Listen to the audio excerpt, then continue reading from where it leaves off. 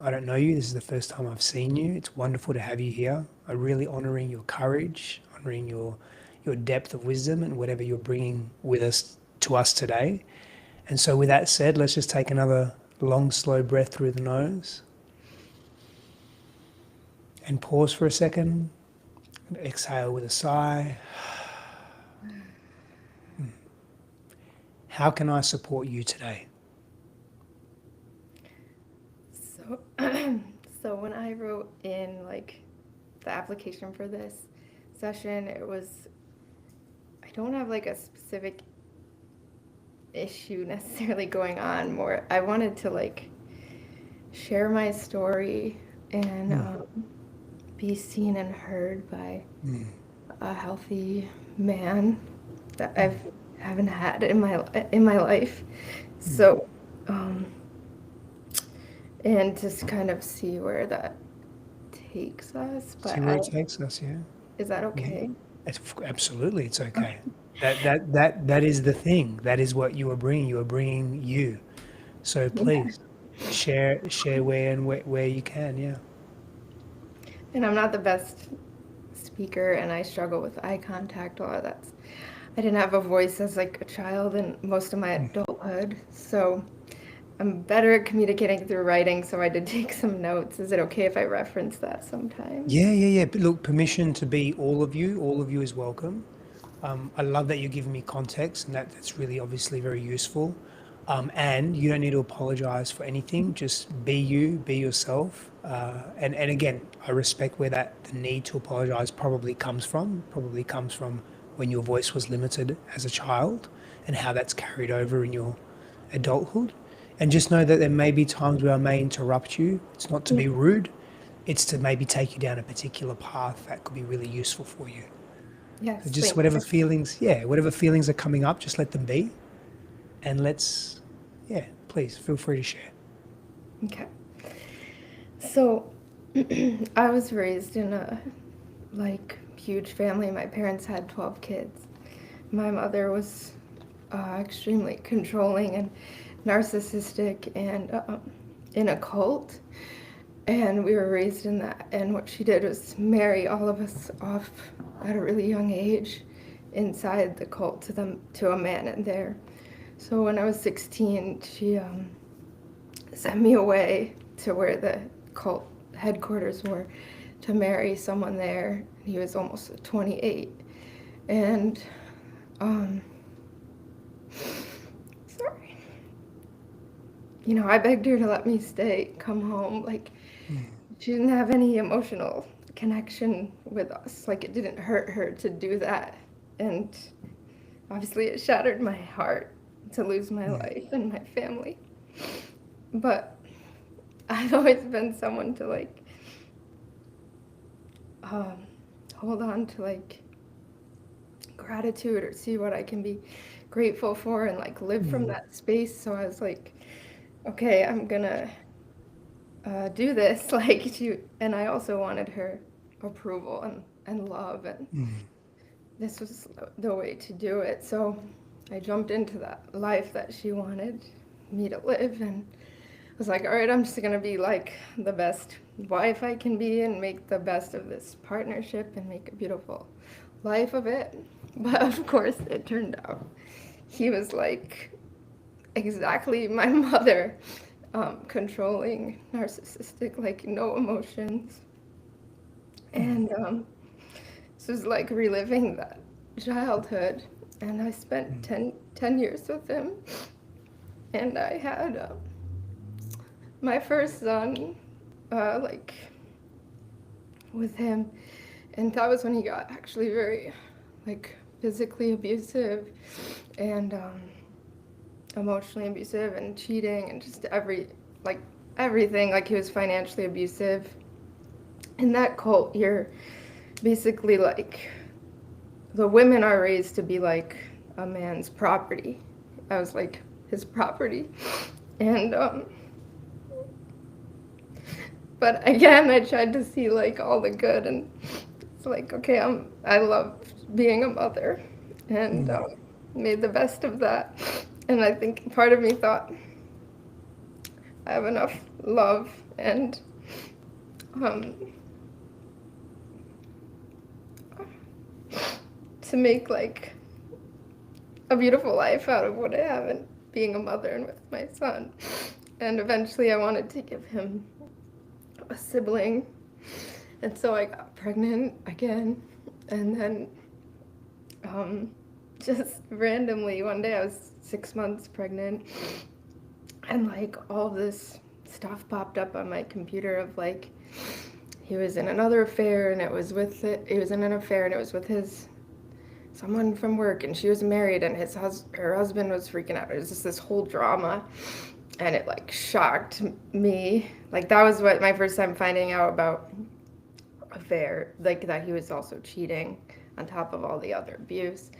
And it was like I knew in my heart that the universe, God, source, like wanted me out of this situation. And I left him, and I was all on my own and had that second baby all by myself. And but honestly, it was easier than having a child with him. It was easier than having my first son. The labor was like, went so smooth. The delivery, the postpartum, because I didn't have his energy yet. And I raised the two boys by myself for about 8 months and filed for divorce. And he didn't come around at all in those 8 months. He kind of was like, just go, like, if you're not my wife, they're not my kids. I don't want anything to do with you guys. And that was honestly really nice. And we were doing well, and I was starting to thrive, and I filed for divorce. And then I found out he was just actually, like, letting us be, thinking that I wouldn't make it on my own, and I would come back, like, without his help. So when he received the divorce papers and saw I wasn't coming back, he filed like multiple court cases to try to force me back, to try to take the kids from, me. Just like all of a sudden, all this court stuff I have like in the mail, and I have to get lawyers and show up to everything. And he's just lying, and I have like a baby I'm breastfeeding, and it's just 2 years of that. And in the end, like he would come to the mediations and be like, either she stays my wife and comes back, or there's nothing to mediate. I will continue fighting her in everything I can until like until the judges are like, there's nothing left to do, And so he did that, and we got to the end of that, and I was awarded like custody and to live where I want to live, which is like 2 hours from him, and he just gets like visitation with them.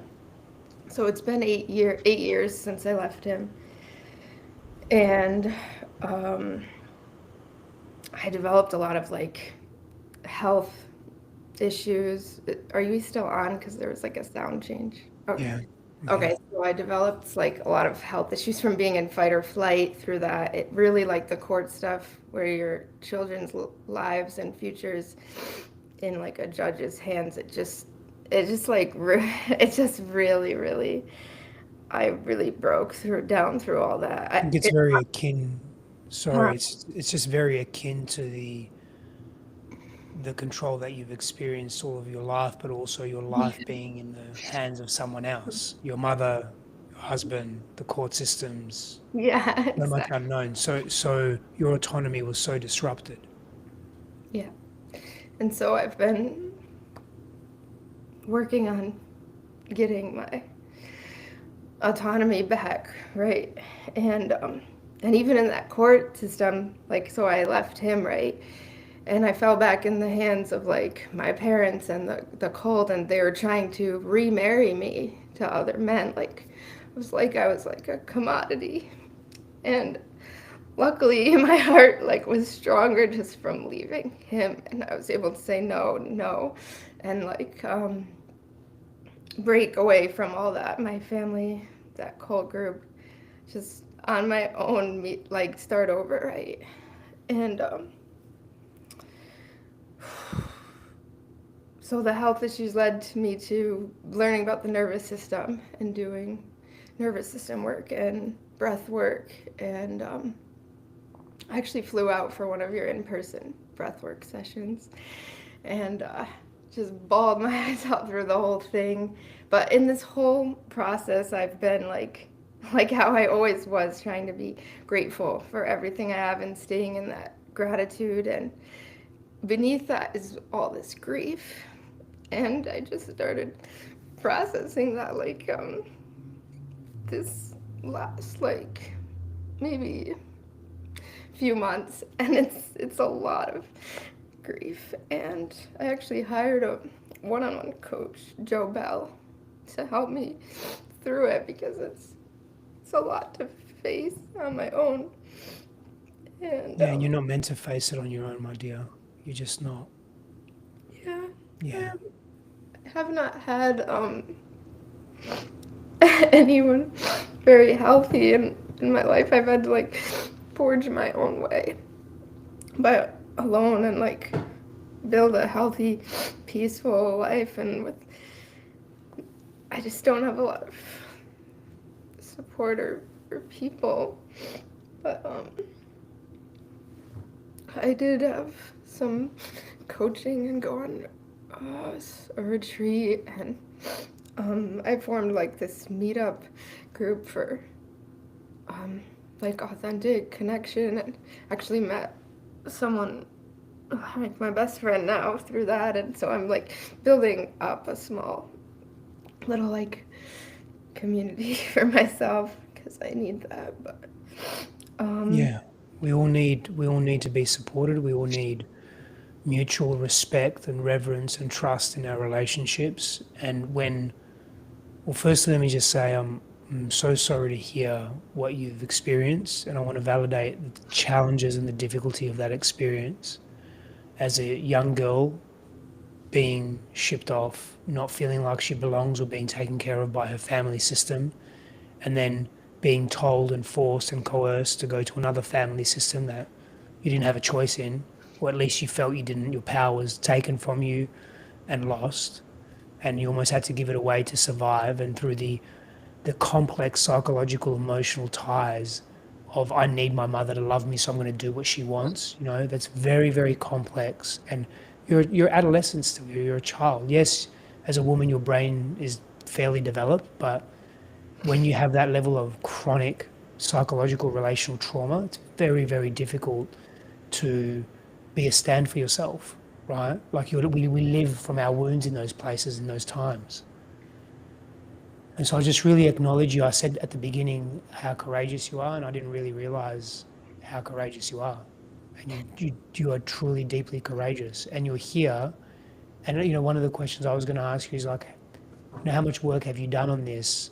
It seems like you've started recently, in recent months, working with a coach. You've had some breathing space. I know 8 years may seem like a long time, but it's not, because you've got 2 children that you're responsible for. You're getting on your feet. You're starting over. You went from 2 years of intensity with your ex-husband to back to your family to then moving out of that. So the fact that you're open and willing to do this deeper level of work on yourself, it's really beautiful, and it's very aspirational and inspirational for your children. yeah. And it's interesting that you said, I've got a lot of grief.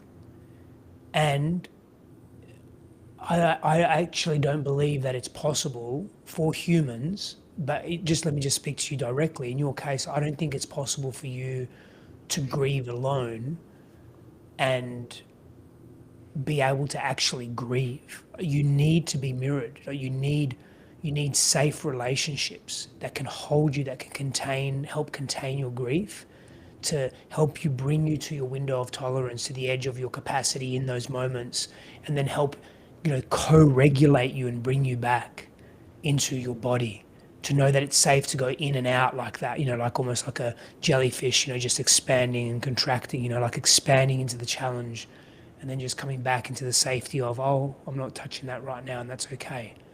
And it's a very slow process, slow is smooth, smooth is fast.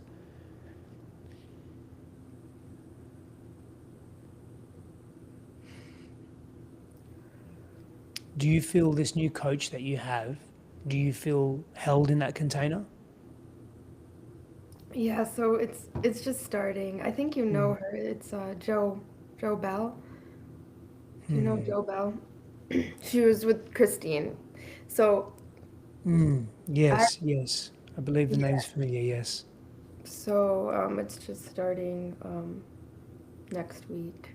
Mm. And Yeah. have you done any therapy or any other Oh yeah. conventional? Yeah, Yeah, I've done therapy and I've had coaches in the past. yeah, Um, yeah. and Let me um, ask you a question. And I'm asking this question because, and I'm just going to be transparent as to why I'm going to ask you this question before I ask you the question. Is I want you to tap into something that is deeper than your shame, deeper than your life circumstances, which you actually already do. I just don't know how deeply you acknowledge it. So let's just, what has kept you going all of these years? Well before you had children. What has kept you actually going?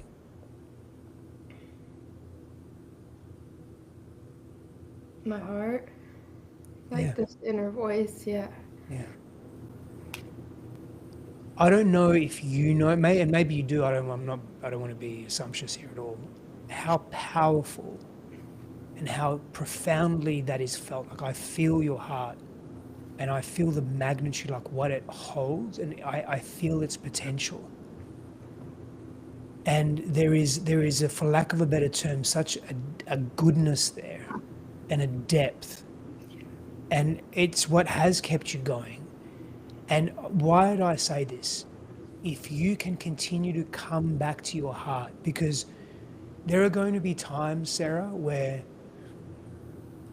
you are in your grief and it honestly may feel more than all the things that have happened to you. Yeah. And you're not going to want to continue. Yeah. You may even have thoughts of ending your life. I don't necessarily mean that's going to happen, or what that we don't want that to happen, of course. And but you may have these very like, how can I continue to grieve? And if I can't grieve, how can I really heal? And you may not even be able to move through that. But in Mm. those times, and it's not about keep going, keep going, keep pushing. It's not about pushing, but in those times, keep coming back to your heart because it is a superpower that you have that very few people have. And unfortunately, I say this, it's both fortunately and unfortunately, but unfortunately, it is the people that have endured profound hardship that come to the realization of their heart, Yeah. that actually are able to connect to the truth of their heart and the power that it holds. Otherwise, it's almost undiscoverable.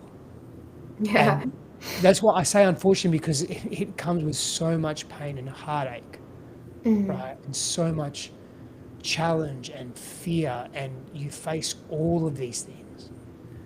I'm going to ask you another question. In your life now, do you feel physically safe? Yes.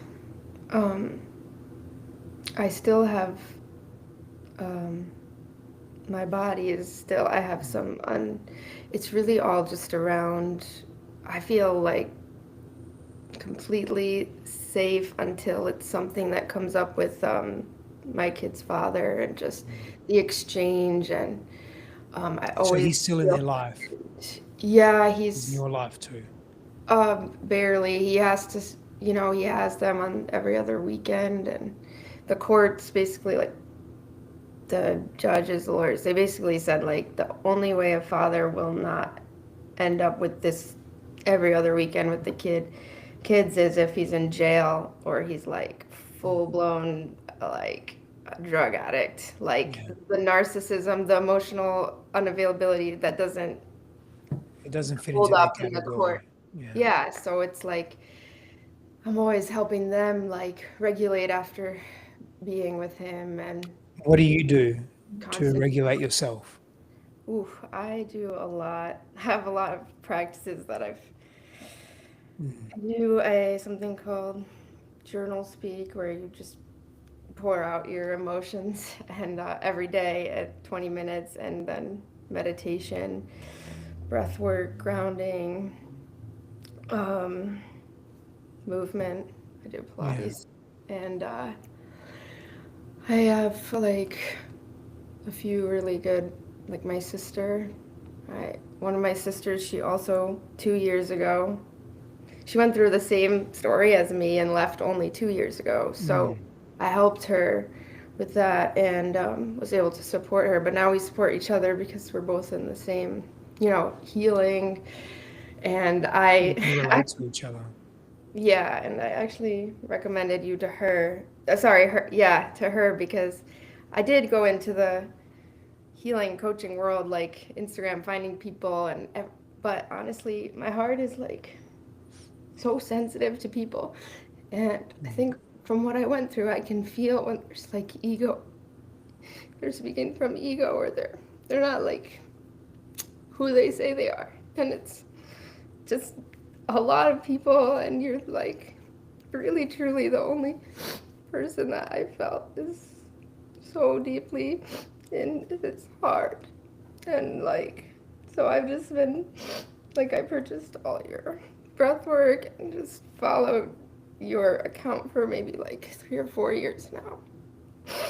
And so when she left, I said, you have to go to Stefanos and his wife, like, start there because there's a lot of bullshit in the same as our cult that we came from, which was so much bullshit Mm. and fake spirituality and like fronts and trying to make money off it, and which I know that coaches need to make money, Sure. but it's the come from or the intention, right? So Yeah. she joined Be the Queen, and just like Mm. she she just grew so much through that. And then she Mm. met Joe Bell through there because she was helping Christine answer questions. She recommended Mm. her to me, and so had some calls with her and decided to invest in that. And we're both in Decode the Masculine too. So Oh, wonderful. Oh, I mean, Joshua is a beautiful human yeah, and a really grounded man as well. Yeah. I could feel that. Yeah. Yeah. I mean, he's been a friend for a long time.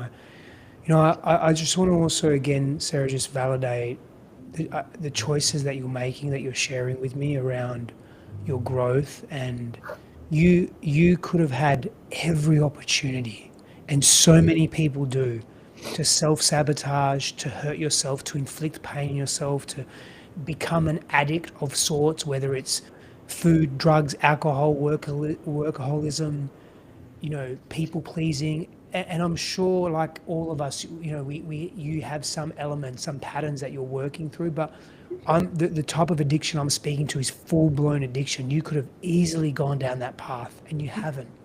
You're Yeah, here. And again, like, I want to remind you of how fucking amazing that is, and how amazing you are to be able to be in that place. And I'm also grateful that you've got two beautiful children. And yeah, I'm sure, yeah, there have been many times where they have kept you going, even if it's just for another moment. And those moments where you exert courage, where fear can just take over, contraction can just take over, dysregulation can just take over, and you choose to keep going with as much integrity and as much genuine calm as possible, and work on yourself, like, you are fortifying and reinforcing the healthiest versions of you in the world, for yourself, for that little girl that lives within you, that has endured a great deal, that still lives in your psyche, of course, because she's part of you, for your children, and for all the people that you're yet to meet, and the people that love you and care for you. And it's really difficult when our family, we have so much trauma and disconnection in our family of origin. yeah, It breaks us because it makes it very, generally speaking, it makes it very difficult for us to trust.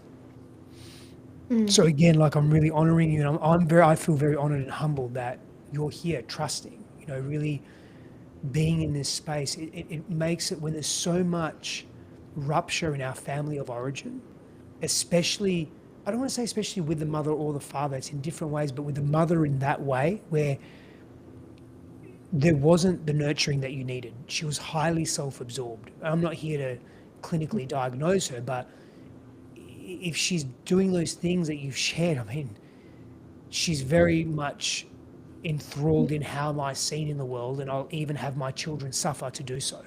Yeah, that was it. She cared about her image to Her image, that's right. the Yes. yeah, and Over everything, over your well-being, over yeah, your sense of self.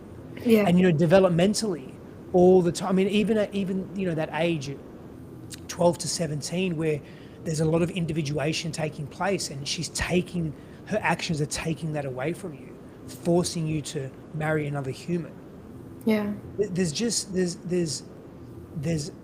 there's a lot that comes from these kinds of experiences that have given you opportunities to turn away from yourself multiple times a day, but you mm, haven't. And again, it's not only acknowledging you and inflating your ego when I'm saying this. It's actually got nothing to do with that. These are reminders.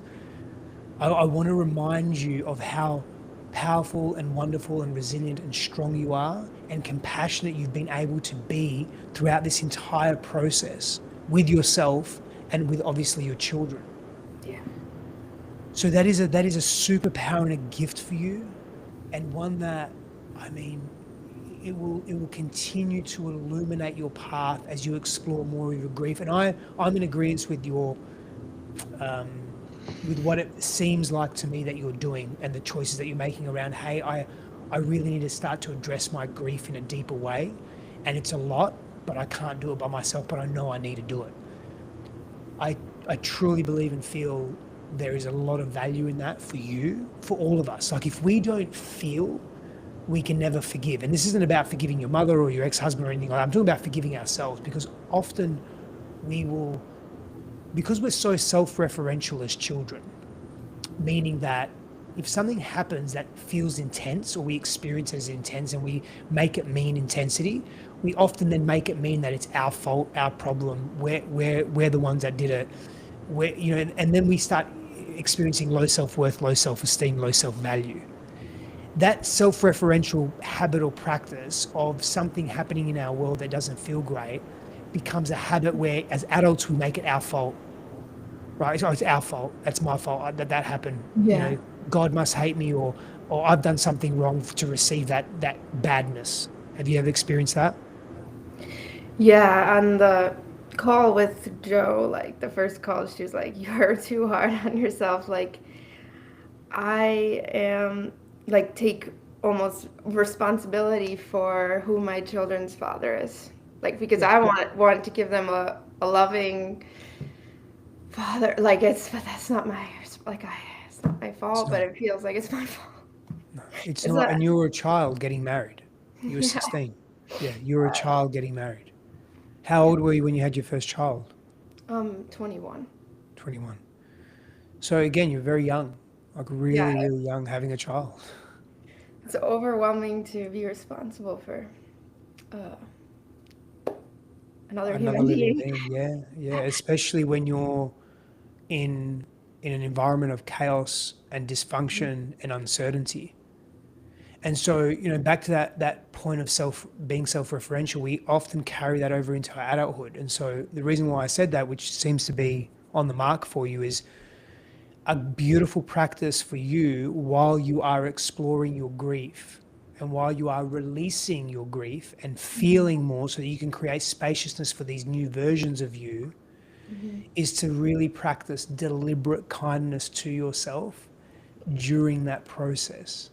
Okay. Because I'll tell you, the grief will bring up a lot of stuff, Sarah. It will bring up anger, it will bring up resentment, it will bring towards yourself, towards others. It will bring up deep, deep sadness, visceral sadness that feels that it's overwhelming and it can't be touched. And sometimes you won't be able to, and you shouldn't. You need to know, and you need to have support to help pull you away from the intensity of that, to quote unquote live to fight another day. Mhm. Because part of grief is not feeling everything all at once, because trauma is often too much, too soon, too fast. And if we grieve or quote unquote heal in the same way, well, what happens is that we experience trauma again, but just in through the pathway, through the modality of healing. And that becomes a really, really deep challenge. Let me just fix my camera here. That's a little bit better. So for you, it's really, really important that there is a lot of self-love and self-care. What does that practically look like? So practically, that could look like making sure you have time and space in your day to go for a walk. Have a bath once, twice, 3 times a week. Make sure you are exercising and moving your body. You're getting sunlight. Make sure you have white space in your day. And I get it. You're a parent. I'm a parent too. I have one child. You have two. So there's volume there that makes it more challenging. But like really prioritizing yourself and knowing that is. Let me just say this. That's not you prioritizing yourself. Is not you. It's not you being your mother. You're just in case unconsciously that lives within you, right? Like because your mother prioritized herself, but she did that in really unhealthy ways. Yeah. She did that in ways that did not account for the responsibility of having children and didn't account for the preciousness of that child. That's not you. You're not doing that. When I say to you, prioritize yourself, be in self-care, be kind to yourself, the way that you speak to yourself, that's part of it. That's not you being your mother or you being selfish. That's you coming from a place of, when I do this, I'm a better human. I'm a more grounded, open, loving human for everyone else that lives in my life, including my child or my children. Does that land for you when I say that? Yeah, yeah, and I've been practicing that for a while now. I really just I don't struggle with self-care. I take care of myself. Like daily, I have all the things I do. My job is super like low stress and not a lot of hours and from work from home, and it's just like it leaves that space for me to do a lot of self-care, which is like amazing and really grateful for that. And Which you that's like the deserve. focus of my day is my self-care and taking care of my children. It's Yeah. my life right now. Yeah, and I want to reiterate this point, like you deserve to be in self-care and you deserve to have spaciousness. Yeah. Because my sense is as well, you grew up really, really fast at a young age. Just needing to manage, just that I need to manage my mother's emotions. I need to make sure that mum's okay. I need to make sure that she's feeling great, happy, inspired, etc. I'm Yeah. sure, you and your siblings took that on to some degree because they're the patterns of, a narcissist empath dynamic as well. Yeah, and I wanted to mention like I particularly out of all my siblings had the most like I think I'm just like highly empathic. My mom like really leaned on me like out of all of the kids. She would tell everyone that I was her comforter. Someone once did like this like mini documentary thing on our family because we were just so big and different and every photo was me like comforting my mother, and she came to my like every photo she's hugging you, like rubbing your back, making sure you're okay. Like I took on that role from just such a young age, and Yeah. I don't know if that played into why I don't know I ended up in. It, it it does, in the sense that your mother projected her unmet needs on you, her Yeah, emotional unmet needs on you. And that's enmeshment, that's parentification, that is entanglement, that is emotional incest. yeah, And so her projecting that on you places you in the position of, I need to make sure mum's okay, otherwise I'm not going to be okay. And so when mum makes a request of you or a demand or forces you to do something, your default is, I have to do it because if I don't, mum won't be okay, therefore I won't be okay. yeah, So that's some of the untangling, the deeper untangling that you'll be doing as you grieve and as you explore more and more in your world. But there's a lot there in terms of relationally how you've learned to be. And so what you're untangling is, it's okay for people to be not okay. I can still be yeah, okay if people yeah, aren't okay. I don't yeah. have to please them. I don't have to make them happy. I don't have to morph and contort myself Hmm. to just make sure they're okay, because that's a learned behavior that's so deeply rooted into your psyche Yeah. that you get to unravel that and change that over time now. Yep, the codependency. Yeah, I've been working on that Mm. for years, breaking that. So and it's okay if years is okay. Yeah. What I will say is how you, and I don't know where you've come from in terms of feeling where you've come from. Like, I didn't know you 8 years ago. I literally know you now. Yeah. But you feel really clean to me. Like Hmm. intuitively, your vessel, your intention, your clarity is really clean. That's not to say you don't have stuff to work on and stuff to release and move through. But for whatever this is worth, you don't feel broken to me. And so if there's ever a story in your mind that you're broken, I really encourage you to just to look at that part that feels they're broken and give that part compassion so you can have deeper connection and contact with that part that lives in you and get to befriend that part because I think that's an old part that would be talking. Because Hmm. you don't feel that level of scatteredness and dis, disorganization in self. You Hmm. feel really clean. Hmm. Yeah. Um, that's, yeah, this last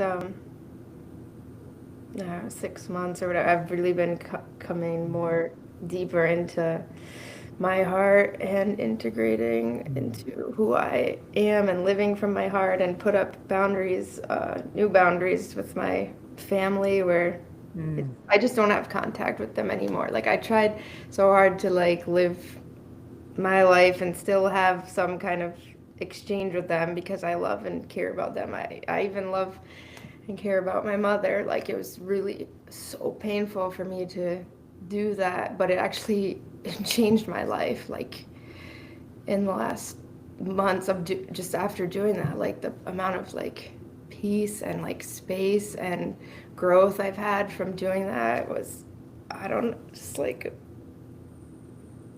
amazing. Yeah, but it was really, really hard for me to do. Often is that again that familial wound is so hard to break because we we just don't know ourselves through it and there's the belonging piece. It's like if Yeah. I don't belong to my family, it's very neurological, it's very ancestral, it's very Yeah. evolutionary. If I don't belong and I'm in the wild by myself, this is like the unconscious feeling, then I'm going to die. And Yes, so that I'd was rather just belong to someone, strength in numbers, than not belong at all. And that's why I keep reiterating to you like how courageous what you're doing is. Like yeah. really, really courageous because it's convenient to feel quote unquote safe or to have Mhm. a false sense of safety and stay in that. But you've chosen along the way to be unsafe with what's unfamiliar. And I'm just, from my perspective, I can feel the cleanliness, the clarity that is you in this place from making those really tough decisions. Thank you. How do you feel now versus when we first um, came on?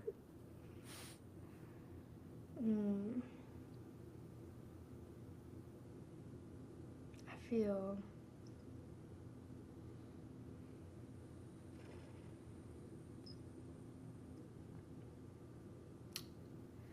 more empowered. Sharing my story was something that I don't do, and it's hard to do. Yeah. And I feel lighter, like lightness, and more regulated. Mm.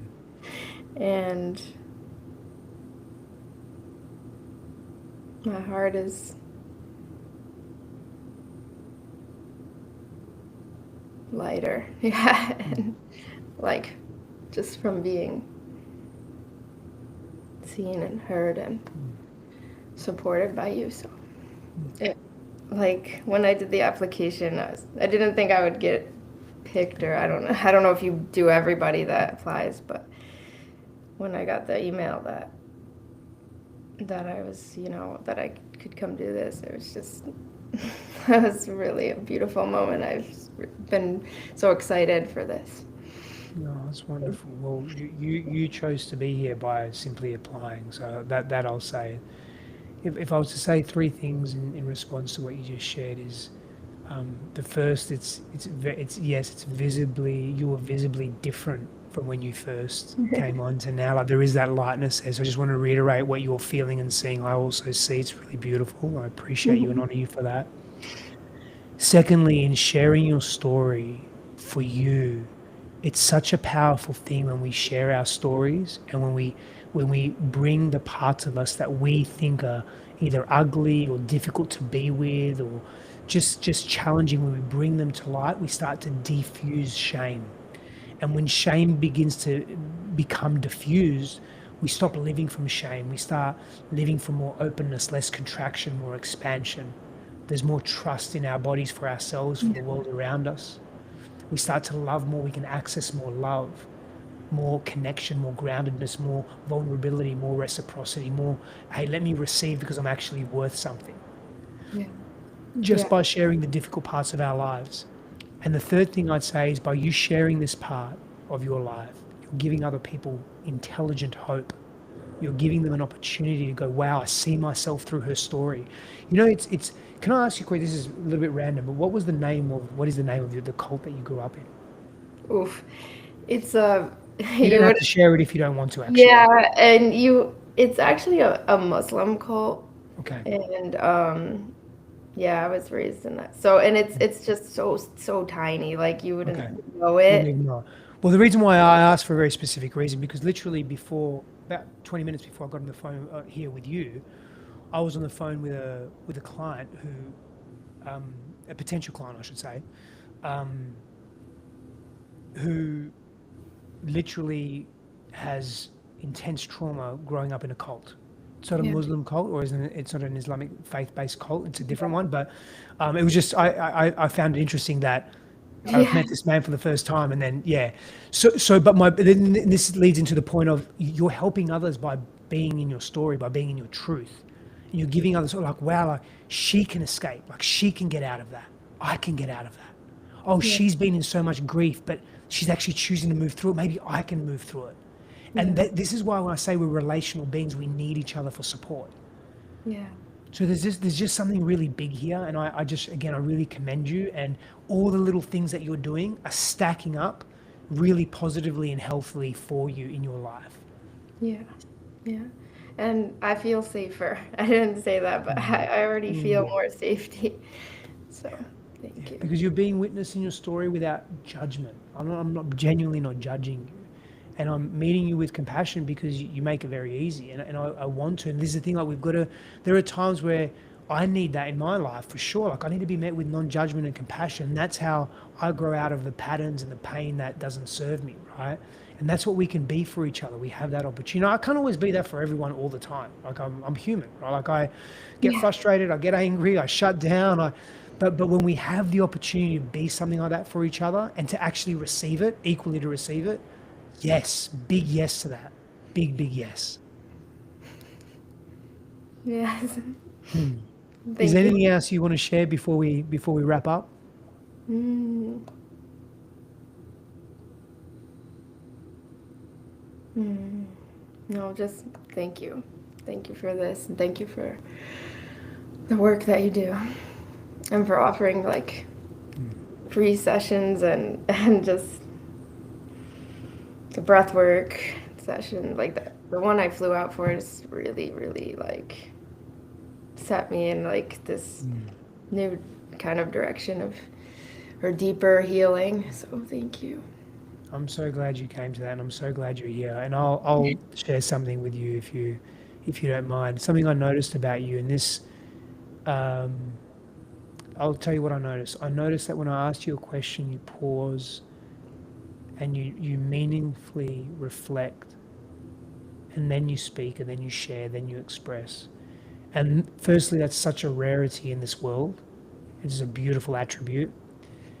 And secondly, to me, given contextually everything else we've gone through today, it's indicative of you having great access to a regulated nervous system, actually, where you're not being reactive and just saying the thing that you think you need to say. And it also is indicative of heightened self worth because you're pausing long enough to say, I'm just going to be seen in my silence for a moment, which is very uncomfortable for most people, and actually be truthful in my response.